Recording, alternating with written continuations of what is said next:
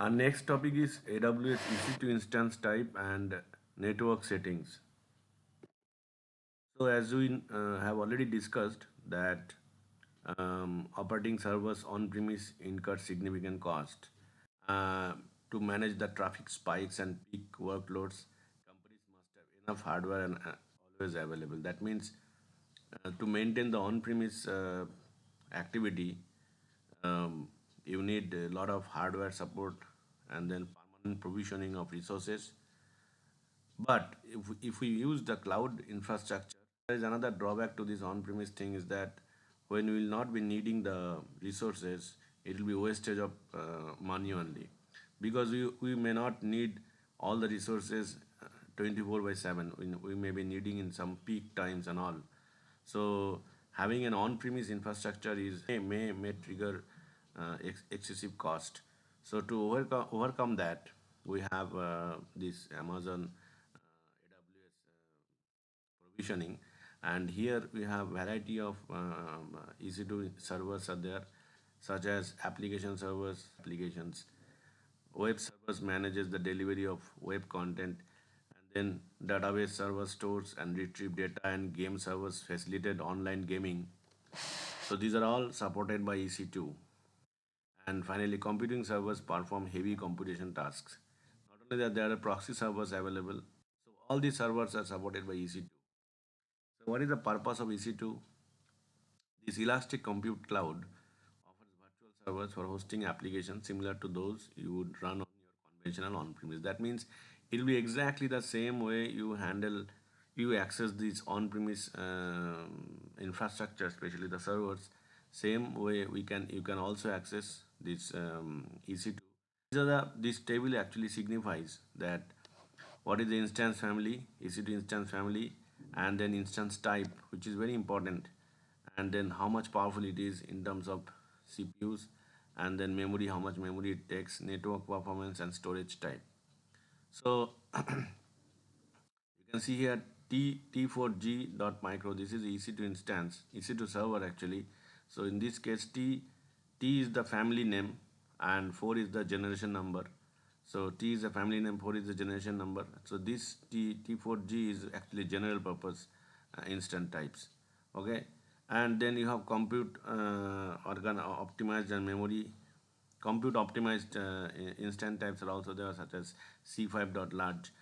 And here this T stands for family name and 4 stands for generation. So here T stands for family name, 3 stands for generation. That means this server is a this server instance type is nothing but the third generation, and T is the family name, and then such as M, C, R, all these family names are there. In each family name signifies different um, they are offering different computing service that we're going to see. And then you can see T4G.micro. This server is instant types is as powerful as 2 VPCU. 2 VPCU, it is as powerful as that. Okay, so this is twice the it has twice the VPCU and the memory of T4G.micro.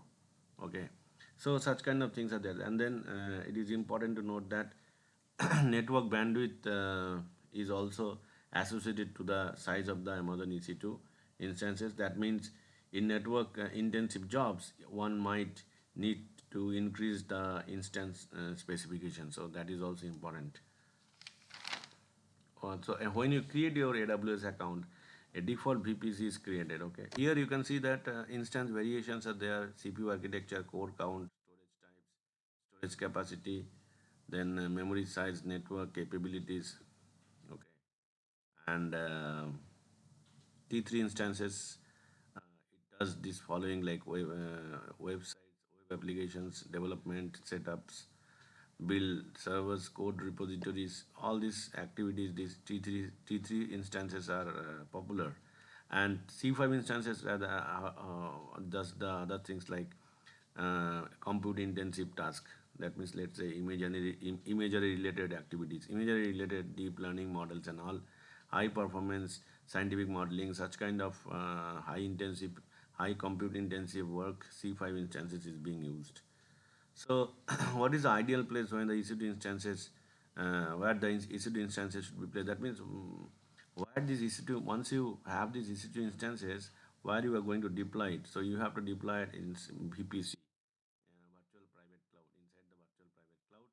So Amazon Virtual Private Cloud allows you to set up virtual network within the AWS cloud, creating subnets for AWS resources like EC2 instances. It mimics the traditional data centers network with scalable AWS infrastructure, letting you configure IP ranges. So when you have a virtual private cloud, you have to configure the IP ranges, subnets, routing tables, networks, gateway, and security settings, etc.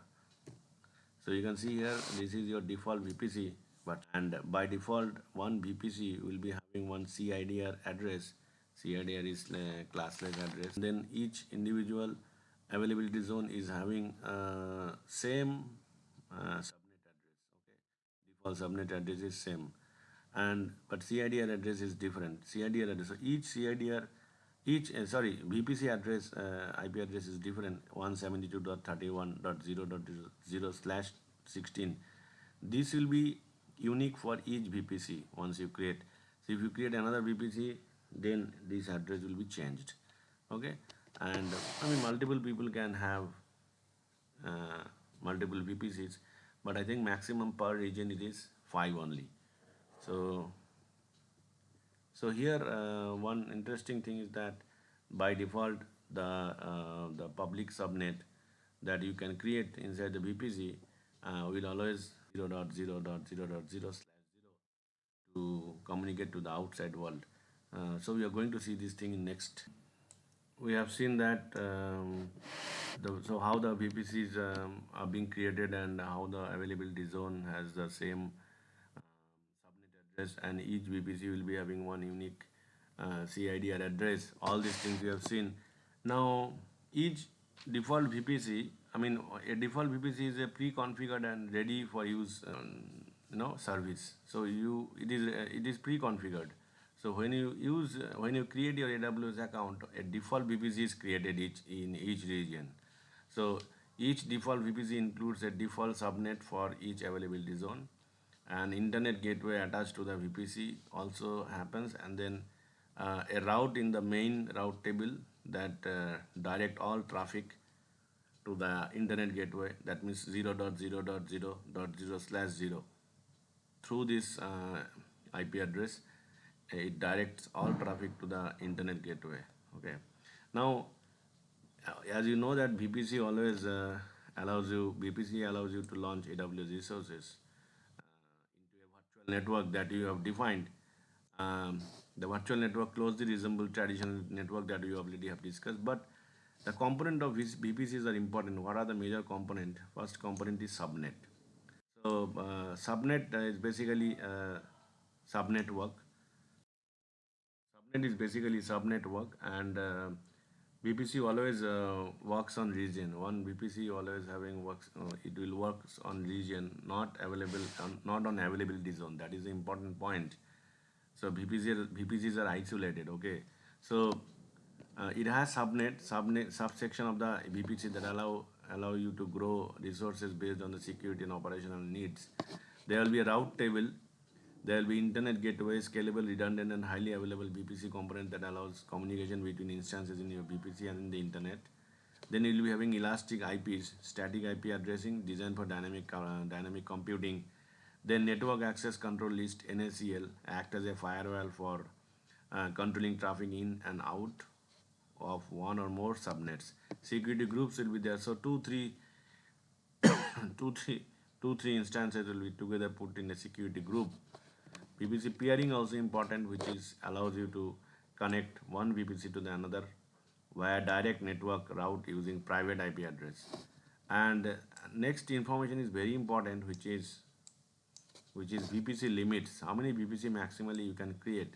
So number of VPCs per region. By default, you can create up to 5 VPC per AWS account per region. So this is very important. By default, you can create 5 VPCs per AWS account per regions. This limit can be increased by contacting AWS support. So maximally 5 VPC you can create in a single region.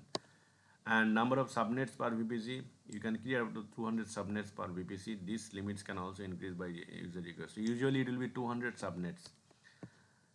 And Internet Gateway is a horizontal scaled, redundant, and highly available VPC component that allows communication between instances in your VPC. So let's say you have created EC2 and the internet, that means outside world, okay? And there is a public and private subnet that you're going to see, and there is a NAT address, network address translator gateway is there, especially meant for the private subnet. And VPC endpoints are there, allows allows you to privately connect your VPC to support AWS services, and VPC endpoint service powered by AWS private link without requiring an internet gateway. So if you see the VPC, so this is the diagram of instances which have been created inside the VPC.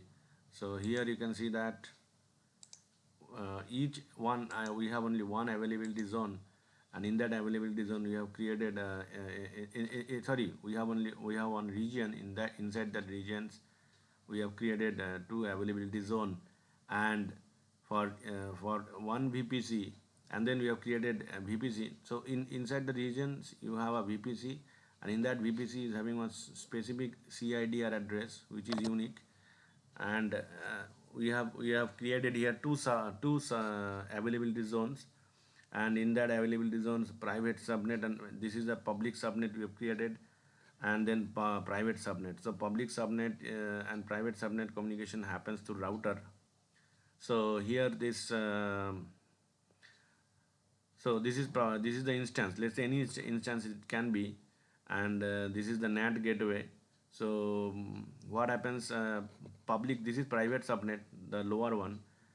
Private subnet and public subnet both will be having same IP address, I mean same subnet address. So it is 10.0.1.0/24, and in the route table, corresponding route table, this will be there. So both are same, and that okay, no, in the corresponding table it won't be there. In the corresponding table, the default destination address will be the VPC CIDR address. That means here it is 10.0.0.0/16, and here also 10.0.0.0/16.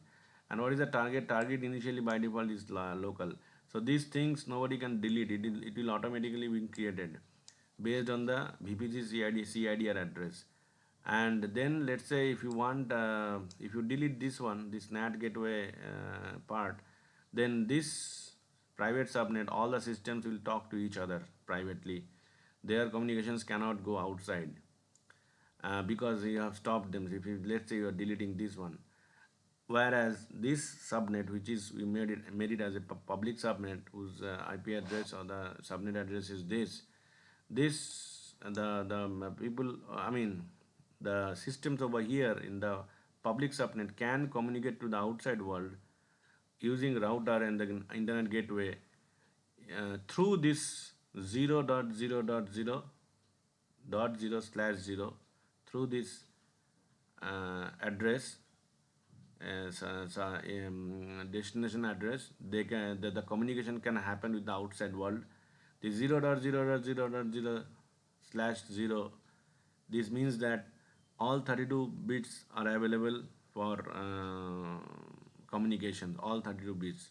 Nothing is being specified. There is no masking as such, because this is 0.0.0.0/0. That means all available address, all addresses are available outside. So it can go outside.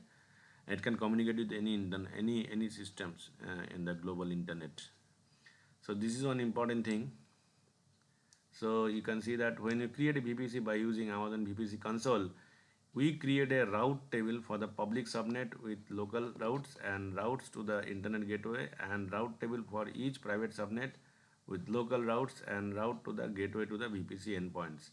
The following is an example of route table for the public subnet with routes for both IPv4 and IPv6. IPv6 I have not shown it. So IPv4 is basically 32 bit. IPv6 is 128 bits. So this is destination, this is target. So you can see that this is a public subnet. So 0.0.0.0/0. That means any all 32-bit address are available, and the communication will happen through this destination address to the outside world with the public subnet, all the systems that are there. So the following is an example of route table for the private subnet with local routes for IPv4. So you can see this is local route. That means target is local. That means they will be talking to each other only. This is for the private subnet. So security, for the above configuration, you create a security group for the load balancer, web servers, and database server. So security groups creation is also possible, in the sense you can have these two instances. Let's say this is instance 1, this is instance 2, and this is a public subnet. You can group them together. Such kind of load balancer also you can group. Mm, Security group you can create for the load balancer also. So this is the AWS VPC server, private public subnet, and internet gateway and routing. I hope you understood. And so EC2 instances has to be deployed inside the VPC, and VPC will be having by default a CIDR address, and each VPC maximally 200 VPC you can create in 5 VPC you can create in one regions, and I think 200 subnet you can create under one VPC. So I hope you understood and enjoyed it. Thank you.